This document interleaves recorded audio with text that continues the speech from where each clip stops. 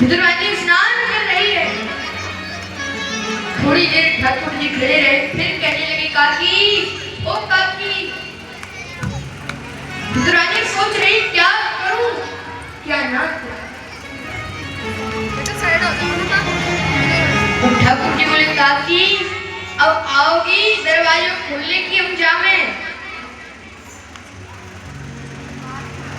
जब इतना हंसना विदुरानी ने वस्त्र लपेट लिए और भागती भागती गई। दरवाजा जब खोला तो उसके वस्त्र तन से उतर गए। तब भगवान ने अपना पीतांबर उसको उड़ा दिया। कहने का अर्थ यह है जब विदुरानी के ऊपर से माया के वस्त्र उतरे तब भगवान ने भक्ति का वस्त्र पहनाकर विदुरानी को अपना बना लिया। इस समय वह पूरी खो गई है, मन खुली चित हर्षित रहताई। कुटिया में खटिया पड़ी थी, दौड़ी दौड़ी गई। ठाकुर जी पीछे चल रहे, स्वयं खटिया पर बैठ गई, ठाकुर जी को नीचे बैठा दी। कुछ केले रखे थे, अभी विदुर जी आए नहीं है। केलों का गूदा स्वयं खाने लगी और छिलका ठाकुर जी को खिला रही है।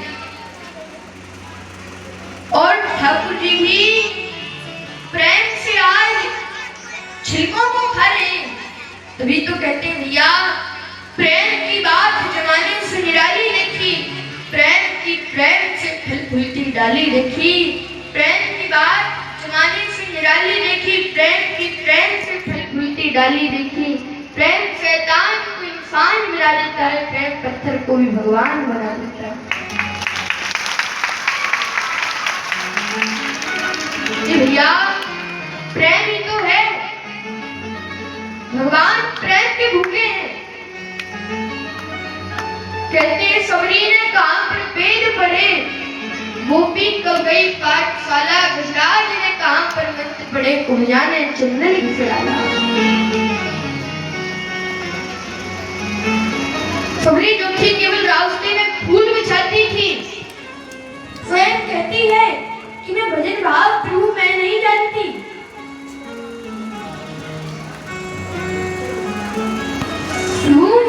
मुझे पता ही नहीं है भजन भाव होता क्या है।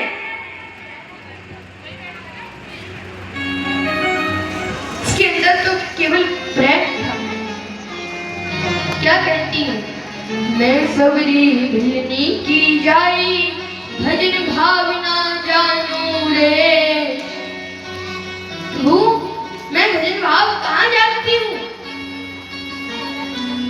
लेकिन फिर भी राम जी आए, उसके जूते पैर खा लिए। ये भैया प्रेम ही तो है। गोपियां जो थी वो कौन सी पढ़ी लिखी थी, उनके अंदर प्रेम था। गजराज जो था वो हाथी था, उसने प्रेम से ठाकुर जी को पुकारा था। तुरंत ठाकुर जी वहां पर पहुंच गए। कुब्जा जो थी वो तो पुरुष नारी थी, केवल चंदन घिसकर कंस को लगाती थी। पहली बार ठाकुर जी को लगाया और उसी में ठाकुर जी ने अपनी कृपा दृष्टि उसके ऊपर बरसा। ठाकुर जी तो भैया केवल प्रेम के भूखे हैं। विदुर जी का आगमन हो गया, विदुर जी केवल दूर से खड़े होकर देख रहे हैं, लेकिन पास नहीं है।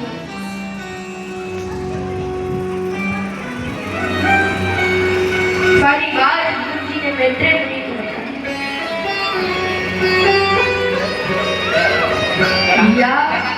विदुर जी बता रहे हैं मैं भी उनके बीच में नहीं गया, क्योंकि जो प्रेम विदुरानी के अंदर है ना वो प्रेम मेरे अंदर भी नहीं है। बोल भक्तवत्सल भगवान की।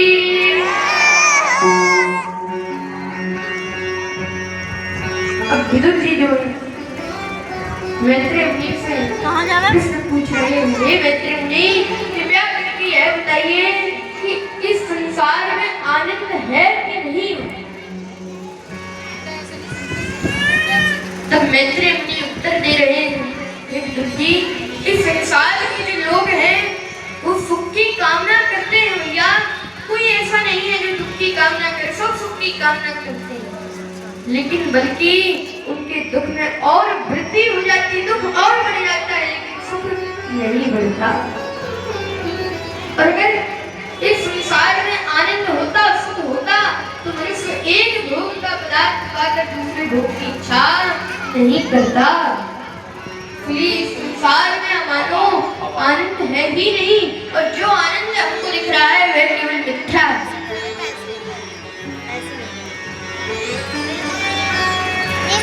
दुष्ट जी ने मैत्रेय मुनि से अनेक पूछे। मैत्रेय मुनि ने कहा, विदुर जी, इस संसार में लोग कितने आनंद की कामना करते हैं, लेकिन फिर भी ये माया में फंसे जा रहे हैं। मनुष्य सोचता है भजन करने का, लेकिन वह कर नहीं पाता, क्योंकि भगवान की माया उसको जकड़ लेती। भगवान पहले ही सब चीज की व्यवस्था कर देते हैं। जब मनुष्य माँ के गर्भ में होता है और जब गर्भ से बाहर आता है, तब भगवान माता के स्तनों में दूध की व्यवस्था कर देते हैं। भगवान के पास पूरा दूध से भरा हुआ क्षीर सागर है। 84 लाख योनियों में जितने भी बच्चे जन्म ले रहे हैं, सभी के दूध की सप्लाई वहीं से जा रही है। अब जब बच्चा छोटा था, जब दांत नहीं थे, तो माता के स्तनों में दूध की व्यवस्था कर दी। अब बच्चा जब बड़ा होने लगा, नीचे से जब बच्चा बड़ा होने लगा, संसार के जो भोग हैं, संसार के जो भोजन हैं, उनको पाने की जब उसकी इच्छा होने लगी, तब उसके दांत दे दिए। अब वह दांत कमजोर हो गए, इतना नहीं चबा पाते, और बच्चा बड़ा हो गया, इतना मजबूत हो गई, तब भगवान ने वह दांत निकाल दिए और मजबूत दांत दे दिए। धीरे धीरे जवानी आ गई, लेकिन फिर भी हम संसार में फंसे हुए। जवानी में सोचा कि बुढ़ापे में भजन करेंगे, अब बुढ़ापा आ गया, भैया दांत निकल